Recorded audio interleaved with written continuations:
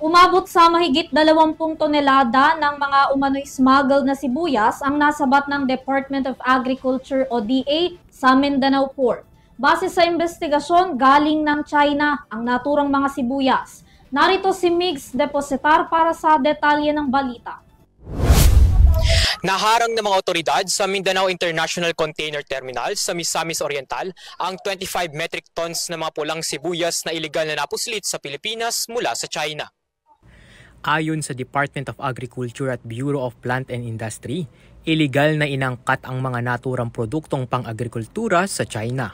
Bukod sa sibuyas, dumating ang shipment noong May 26 na naglalaman din ng iba't ibang frozen na produkto tulad ng egg noodles, croissant dough, pizza dough, buns at spring rolls.